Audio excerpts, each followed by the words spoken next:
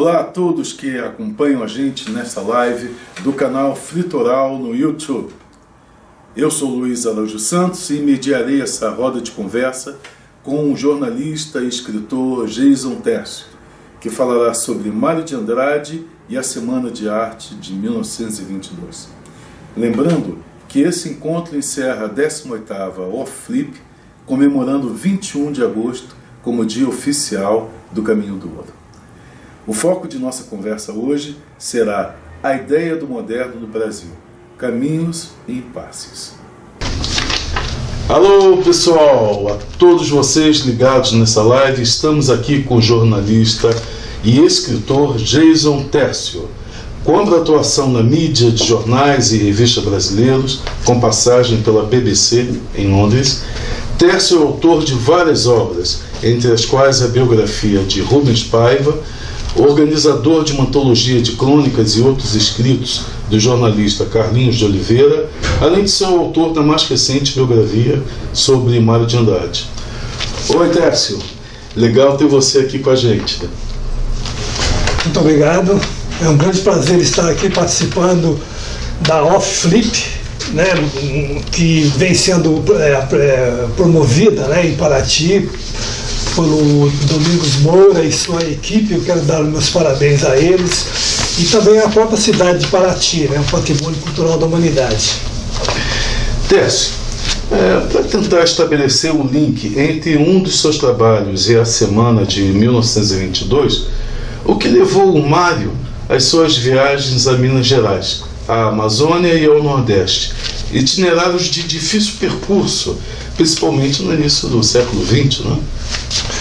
Bom, essas viagens do Mário de Andrade foram parte de um projeto que era o projeto do modernismo, porque uma das bandeiras do modernismo era justamente tornar o Brasil mais conhecido de si próprio, porque era uma época em que não havia comunicações, não havia estradas, as pessoas viajavam só de trem, não havia, telefone que pudesse se comunicar à distância, não havia fotografia, claro, havia fotografia, mas ainda incipiente, o cinema também estava começando, então o Brasil não se conhecia. Então o Mário de Andrade sempre recebeu convites para conhecer a Europa, mas ele sempre disse que preferia conhecer o Brasil primeiro. Então ele sempre recusou os convites, etc. E aí ele fez duas importantes viagens, Você mencionou aí, então, uma foi para a Amazônia inicialmente, em 1927, ele passou lá cerca de 2 meses, e no ano seguinte ele foi para o Nordeste, onde ele passou 3 meses viajando por diferentes estados. Certo. Então, mas de que forma as viagens do Mário se encaixavam especificamente com o projeto modernista que é até anterior às viagens, que resulta na Semana de 22? Ela se encaixa pelo seguinte, porque, como eu disse, o Brasil não se conhecia. Então o objetivo do Mário de Andrade nessas viagens era fazer pesquisa sobre culturas populares, que eram culturas populares desconhecidas da maioria do povo brasileiro, principalmente a cultura folclórica. Então ele foi nos vários lugares, nas várias cidades que ele visitou, ele sempre ia com um caderninho, com máquina fotográfica, e ele fazia entrevistas, fazia anotações. Então ele fez centenas de anotações sobre músicas, sobre costumes, sobre trajes, sobre alimentação, sobre várias coisas, tanto na Amazônia quanto no Nordeste. E ele trouxe como resultado dessa viagem um material riquíssimo, que resultou na publicação de 5 livros. Esses 5 livros inicialmente seriam publicados num volume só, sob o título de Na Pancada do Ganzá. Mas o Mário, infelizmente, faleceu antes de publicar esse livro, e ele foi publicado então em 5 volumes, com diferentes títulos, e todos abordando culturas populares, danças e, enfim, músicas folclóricas em geral. Então o Mário de Andrade ele colocou o folclore no centro, digamos, dos interesses da cultura popular. Hoje em dia, por exemplo, nós vemos aí Tom Zé, Hermeto Pascoal, vários artistas que misturam música folclórica com música urbana. Isso daí foi um trabalho iniciado pelo Mário de Andrade lá na década de 20. Isso é importante ressaltar. Certo, então isso situa bem o Mário dentro daquela proposição modernista no Brasil, né? Ou seja, voltar o olhar para o próprio umbigo e dizer o que tinha ali, que tipo de sujeirinha poderia aparecer ou valores mais transcendentais da gente. Mas dentro de um aspecto geral, o que foi o modernismo no mundo em suas expressões mais amplas possível, mais que os aproxima de vários movimentos diferentes, né? Bom, essa é uma pergunta muito importante, porque as vanguardas europeias, elas começaram no finalzinho do século XIX, como, por exemplo, o movimento fauvista, né, na pintura, e depois o movimento futurista, no começo do século XX, que abrangeu artes plásticas, poesia também, e música, inclusive. Então, houve vários movimentos, né? Fauvismo, futurismo, dadaísmo, cubismo, surrealismo. Todos esses movimentos, na verdade, eles caracterizaram por pesquisa estética. Então, eram movimentos com preocupação estética, de fazer renovação formal das artes em geral. Agora, no Brasil, ao contrário da Europa, o movimento modernista, ele chegou meio tarde já, né, em 1922, quando a Europa já tinha passado pelo cubismo, pelo dadaísmo, e já estava chegando quase ao surrealismo, que surgiu em 24. Mas então o Brasil, como era um país carente de tudo, era um país com 70% de analfabetos, era um país totalmente isolado do mundo, um país que não se conhecia, como eu disse, então o movimento aqui atingiu uma dimensão muito maior, atingiu a dimensão de um movimento de ideias, porque era um país em formação, né? Era um país que não se conhecia. Então, as viagens do Mário de Andrade, por exemplo, ao fazer pesquisa sobre culturas populares e folclóricas, estava inserida, então, dentro dessa ideia de fazer um grande movimento cultural de ideias que colocasse no debate público questões fundamentais sobre o Brasil que não se conhecia, né? Então, o movimento modernista brasileiro, ele colocou no debate público questões relacionadas à história social, por exemplo, questões relacionadas ao folclore, à etnografia, à educação também. Então foi um movimento bastante abrangente. Nesse sentido, ele foi um movimento que teve até mais, digamos, consequência, né, e mais repercussão do que os movimentos europeus, que, claro, eles se expandiram para o mundo, mas se circunscreveram à estética, basicamente. Certo, mas ele eclode em São Paulo, que parece, pelo menos aparentemente, uma contradição, porque São Paulo, já nesse momento da década de 20 do século XX, apresentava um grande surto de desenvolvimento urbano. E como ficam esses valores de uma terra praticamente recém-descoberta com a vanguarda do industrialismo daquele momento do século XX? Como a semana equilibra esses aparentes opostos? Bom, São Paulo realmente, em princípio, não seria, digamos, a cidade a lançar um movimento modernista, porque era considerada uma cidade caipira, digamos, né? Aliás, a palavra caipira tem um sentido pejorativo até hoje em São Paulo. Mas, na verdade, é o seguinte: o movimento começou na Europa, como eu disse, né, no século XIX, e aí foi um momento em que houve a chamada Segunda Revolução Industrial, que trouxe muitas novidades técnicas, digamos. Houve o surgimento do avião, né, do automóvel, da eletricidade, o telefone se desenvolveu mais. Então, todos esses símbolos, né, da vida moderna, o Brasil já estava começando a ter nas primeiras décadas do século XX.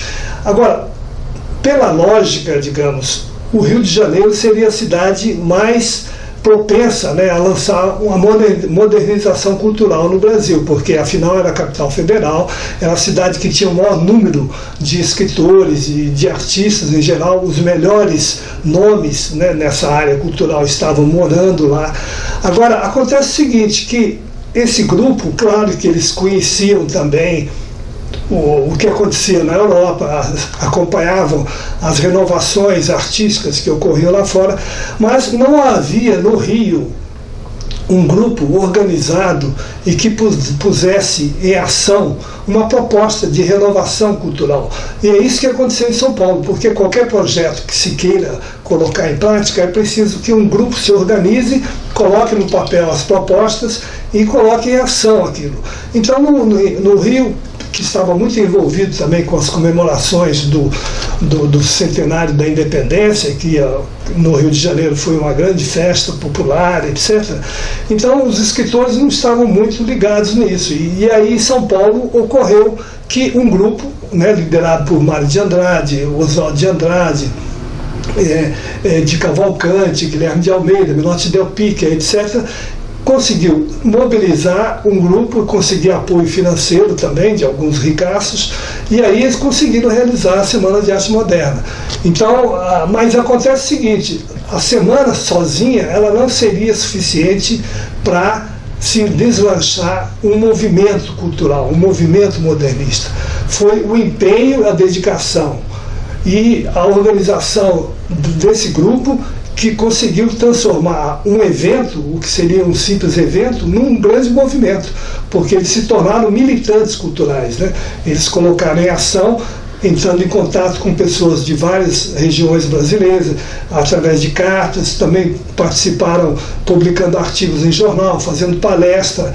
Então foi um trabalho realmente de grande empenho, de pessoas que acreditavam no Brasil, né? E que acreditavam que era possível transformar o Brasil através da cultura. Houve uma adesão de outros intelectuais brasileiros em diferentes regiões ao movimento. Qual foi, por parte da intelectualidade, da classe artística, das cabeças pensantes da época, qual foi a recepção por parte deles da Semana de 1922? Bom, a imprensa em geral ela ignorou a Semana de Arte Moderna, né? Tanto, inclusive em São Paulo, no Rio, mas isso é porque a imprensa na época ela não cobria muito a área cultural, né? A área cultural era assim, basicamente, se restringia a notinhas de jornal, de vez em quando a entrevista com alguma celebridade, então ela não teve muita repercussão. Mas é preciso saber que a semana ocorreu com a parceria íntima do Rio de Janeiro. O pessoal de São Paulo foi ao Rio, convidou o Graça Aranha, por exemplo, o Ronald de Carvalho, de Cavalcante, vários artistas do Rio de Janeiro, o próprio Villa-Lobos, que é um compositor muito pouco conhecido ainda, fora do Rio de Janeiro, daquele circuito artístico da burguesia. Então o pessoal de São Paulo convidou esse grupo do Rio de Janeiro para participar da semana e eles participaram realmente. Então a partir daí houve essa grande confluência, digamos, de interesses entre o pessoal vanguardista de São Paulo e o pessoal vanguardista do Rio de Janeiro, e que a partir daí também entrou em contato com pessoas de outros estados, como eu disse, inclusive do Nordeste, por exemplo, o Câmara Cascudo, né, um pesquisador, folclorista muito conhecido, ele estava começando também a carreira dele de pesquisador, e ele também se tornou um dos integrantes, digamos, desse movimento modernista, né? Então houve realmente uma participação de grupos em vários estados. Claro que era uma minoria, porque toda revolução inovadora, ela não é um movimento de grande público, popular. Até hoje, os trabalhos artísticos mais experimentais são trabalhos de pequenos grupos de pessoas que apreciam. Então, havia uma minoria, não muito grande, mas bastante influente, que contribuiu para a expansão e a consolidação do movimento modernista. Certo. O que dizer, então, de posições como intelectuais influentes da época, como Monteiro Lobato, que foi, de certa maneira, muito hostil a uma exposição que foi feita pela Anita Malfatti, não foi? Enfim, com como esse evento, se esse evento teve mais vozes somadas a ele, foi um caso isolado lá, a implicância do Lobato. O Monteiro Lobato, ele é inclusive colocado na categoria de pré-modernista, né? Isso ocorreu na posteridade, porque ele tinha uma linguagem também bastante coloquial, né, que era uma das bandeiras do modernismo, era justamente abrasileirar a linguagem literária. E o Monteiro Lobato tinha isso nos textos que ele escrevia. Então, e como ele era amigo do pessoal modernista, então ele foi inserido na categoria pré-modernista. Mas, na verdade, ele era absolutamente conservador, né, em termos estéticos. E, aliás, não só estético, politicamente também, mas enfim, ele meteu o pau, né, na exposição da Anita Malfatti, e eu desenvolvo bem essa história na biografia do Mário de Andrade, e ao mesmo tempo ele foi considerado, digamos, pelos defensores, né, pelos lobatianos, ele foi considerado um cara que ele não falou mal da pintura da Anita, ele falou mal da influência estrangeira, o que também seria um grande provincianismo dele, porque influência estrangeira todo mundo está sujeito, né? O mundo vive sempre da circulação de ideias, né? Então as influências são normais. Mas o Monteiro Lobato, ele na verdade era um crítico de arte, mas era um pintor frustrado, e aí eu coloco, né, escrevo sobre isso na biografia, que ele era inclusive racista, né, e é um aspecto que até hoje não é muito digerido no Brasil pelos defensores, né, do Monteiro Lobato. Mas ele na verdade acabou, enfim, sendo amigo, né, dos modernistas, mas nunca realmente conseguiu ser convertido ao ideário modernista. Certo. Ainda há pouco você falava sobre aquele momento lá do final do século XIX, como explodiam na Europa as vanguardas que iriam convergir de uma forma ou de outra ao modernismo. Bem, mas no cenário contemporâneo ainda é possível falar de movimentos de vanguarda?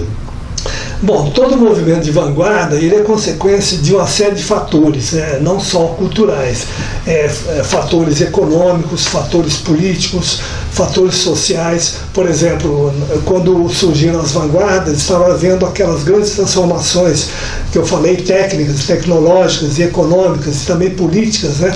O ano de 1922 no Brasil foi um ano de séria crise política. Por exemplo, um presidente foi eleito e causou muita confusão, né, o Arthur Bernardes, porque ele não era um presidente muito popular entre vários grupos, inclusive os militares, o famoso levante no Forte Copacabana. Enfim, em 1922 havia esses fatores técnicos, né, que favoreceram, técnicos e políticos e sociais, que favoreceram então a eclosão de novas formas de expressão artística que pudessem ser, enfim, compatíveis, né, com aquele novo modo de pensar que estava surgindo nas primeiras décadas do século XX. Em 2022, nós temos, curiosamente, alguns fatores semelhantes também. Assim como o pessoal de 1922 estava deslumbrado com o surgimento do automóvel, né, do avião, daquelas coisas que eu falei, hoje em dia também há um certo deslumbramento com o surgimento das novas tecnologias, né, internet, etc., redes sociais.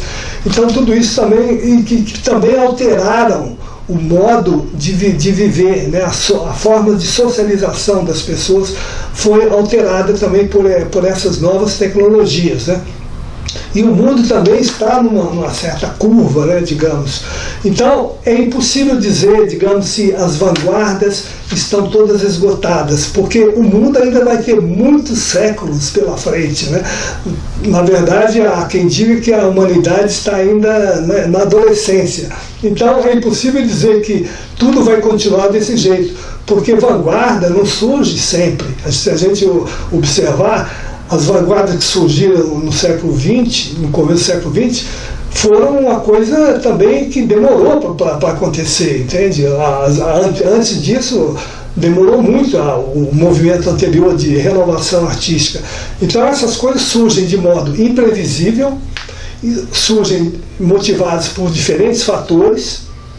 Então, Hoje em dia, por exemplo, não há nenhum movimento predominante. Hoje nós vivemos no vale tudo cultural, né? Tanto a música folclórica, a música regional, o rock, a música brasileira, o samba, tudo né, na parte da música, né? Então tudo convive de uma maneira harmônica. Não há, digamos, ninguém levantando nenhuma bandeira, vamos fazer isso. Mas é evidente que isso daí também é sinal de uma crise, né, de um esgotamento. Então é possível também que surja alguma coisa. Isso daí é impossível prever. A Semana de Arte de 1922 deixou como legado um Brasil um pouco mais moderno? Olha, infelizmente não, né? Na verdade, a cultura brasileira se modernizou realmente, né? Hoje nós temos uma cultura bastante diversificada, muito rica, uma cultura que já atravessou fronteiras, é apreciada lá fora, em vários países, mas enquanto a cultura se modernizava, o país como um todo continuou arcaico, né? Por exemplo, em 1922, o principal produto de exportação brasileiro era um produto agrário, o café. Hoje, 100 anos depois, o principal produto de exportação brasileiro é um produto agrário, é a soja. Então, de um modo geral, os costumes políticos também brasileiros ainda são muito atrasados. Aliás, muita coisa dos costumes políticos são da República Velha ainda. De um modo geral também, por exemplo, as cidades ainda têm problemas de saneamento básico que a Europa resolveu no século XIX. Então, o Estado brasileiro não se modernizou. Nós temos, então, hoje, eu diria, um Estado parnasiano. Então, é preciso, então, um modernismo no Brasil como um todo, né, para que haja um conjunto realmente de renovação. Como, de certa forma, estudioso do modernismo, à medida em que você mergulha na vida e no trabalho do Mário de Andrade, eu observo que, apesar de muitos vínculos, pouquíssimo é comentado, pouquíssimo é evidenciado o vínculo dos artistas da Semana de 1922 com um outro movimento que vai eclodir muitos anos depois, décadas depois, que é o tropicalismo, e que eles, de certa maneira, os tropicalistas vão lá resgatar muitas das bandeiras dos modernistas. Por que esse vínculo fica tão esmaecido no momento atual? Olha, justamente porque hoje existe essa salada, né, na verdade. Aliás, foi bom você citar o tropicalismo, porque realmente o tropicalismo foi o movimento que resgatou, né, os ideais do modernismo. Sob influência do Oswald de Andrade, né, o tropicalismo realmente levantou essa bandeira nos anos 60. Agora, o legado do modernismo, ele não está apenas no tropicalismo, ele está, na minha opinião, em praticamente todos os movimentos de vanguarda que surgiram depois, né? Por exemplo, na poesia marginal tem o dedo do modernismo, né? No movimento concretista também tem algo do modernismo, no movimento aquele da vanguarda paulista que surgiu aqui em São Paulo nos anos 80 com Arrigo Barnabé, Itamar Assunção, Walter Franco, também tem o dedo do modernismo aí. Enfim, todos os movimentos, até o Mangue Beat também, porque o Mangue Beat ele valoriza, né, a cultura popular, por exemplo, nordestina. E o que o Mário de Andrade fez, como eu disse no início, foi valorizar justamente a cultura regional. Então, tudo isso daí traz a carga, digamos, do modernismo brasileiro. Tércio, como foi o seu trabalho de pesquisa para escrever o teu livro Em Busca da Alma Brasileira, biografia de Mário de Andrade, publicado pela Estação Brasil em 2019? Bom, eu demorei quase 10 anos, né, para escrever essa biografia do Mário de Andrade, e por um motivo muito simples, que na verdade o Mário de Andrade e o modernismo são dois temas que foram mais estudados pela academia brasileira, pelos estudiosos universitários. Então é um tema muito vasto, muito amplo, e eu inclusive me mudei para São Paulo em função disso, porque todo o acervo do Mário de Andrade está na Universidade de São Paulo, né, a cargo do Instituto de Estudos Brasileiros, o IEB. Então ali eu encontrei praticamente 90% do material de pesquisa que eu fiz. Aí eu viajei também para o Rio de Janeiro, e onde tem também algum material ali na Casa Rui Barbosa, né?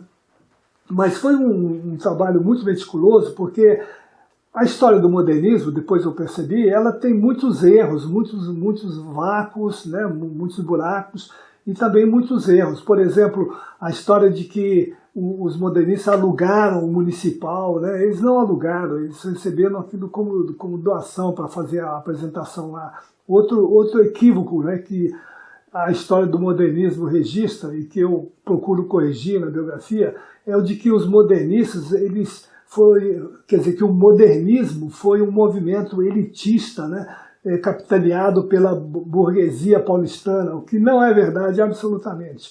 Houve participação da elite paulistana apenas para ajudar a financiar a realização da Semana de Arte Moderna. Depois eles caíram fora, não ajudaram absolutamente nada, nenhum dos projetos posteriores, como revistas, viagens, nada disso teve participação de nenhum mecenas. Seria até muito bom que o Brasil tivesse essa tradição do mecenato, né? Então, essa biografia, para mim, ela foi uma grande viagem, né? Uma grande viagem pelo Brasil, de modo geral, e eu aprendi muito, gostei muito de escrever esse livro, ajudou a me conhecer também, entendeu? A conhecer o país, a conhecer uma série de coisas e também a corrigir, né, esses equívocos, né, que hoje em dia com a internet os erros às vezes são reproduzidos, porque as pessoas simplesmente copiam de site sem ir à fonte, porque eu fui às fontes primárias, ou seja, consultei os jornais da época, documentos originais da época, muitas cartas inéditas que se encontram no IEB, também eu tive acesso. Então toda essa documentação inédita, né, foi muito útil para justamente corrigir certos equívocos e também trazer uma atualização, né, do que representou, né, a vida do Mário de Andrade e também do que representou o modernismo no contexto brasileiro e internacional.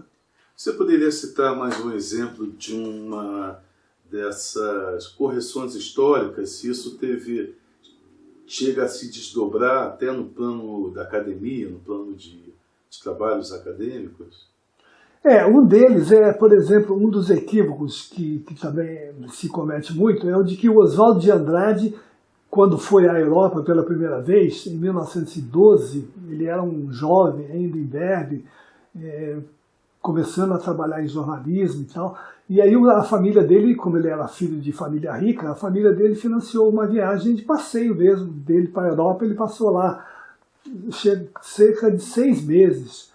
Então, a história do modernismo conta que ele voltou dessa viagem com o Manifesto Futurista na mala, e que então teria sido o introdutor da vanguarda no Brasil. Mas, na verdade, não é nada disso. Eu andei pesquisando sobre o que o Oswald de Andrade teria escrito depois que ele voltou dessa viagem. Ele escreveu uma linha sobre modernismo, sobre vanguarda, sobre o Manifesto Futurista, nada.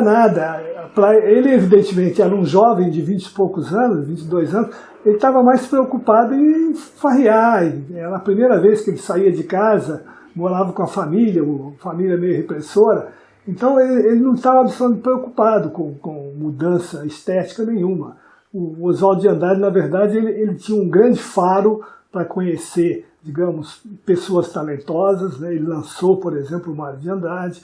Ele era um grande agitador. Acho que a principal função dele no modernismo, além de um bom escritor, claro, né, como romancista, ele foi um grande agitador cultural, né? Hoje seria justamente chamado de um grande agitador cultural, mas ele não foi pioneiro em ideias modernistas no Brasil. Perfeito, Décio. Olha, foi bom demais ter você com a gente, a nossa companhia intermediada pelas redes tecnológicas, né? Não saberemos saberemos já se alguma vanguarda está sendo formada aí nos subterrâneos dessa sociedade interconectada, mas você trouxe visões bem pontuais e bem amplas sobre o que representou no nosso país a Semana de 1922 e o acúmulo desse século de experiência. Muito obrigado pela companhia, um grande abraço e acredito que esse assunto não se esgota aqui nessa live. Acredito que teremos oportunidade de conversar com você e apresentá-lo ao público futuramente. Obrigado, eu agradeço o convite.